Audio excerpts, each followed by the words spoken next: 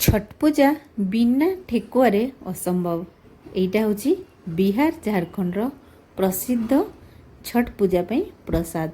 से मुनेली गोटे कप मांडिया, गोटे कप अटा एवं अधा कप दे दूची ड्राई कोकोनट पाउडर, ता सहित अल्प टिके लुण एवं 1/4 cup they दूची ghee.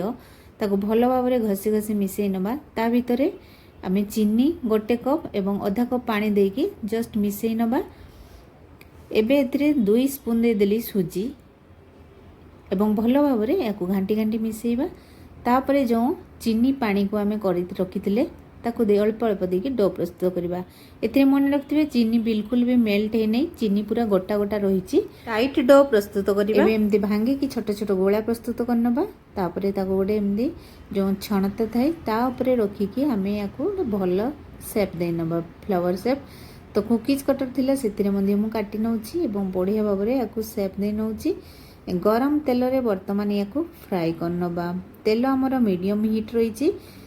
Medium to low flame रे आमे सब गुडी को ठेकुआ को बढ़िया भाव में याको ओलट पलट करिकि एबे याको छाणी नबा। तो एथिरे मो हस्बैंड मध्य बहुत सारा हेल्प करथिले मते। तो तांको मध्य से बनौथिबा अवस्था रे मु ताको शूट कर नैथिली।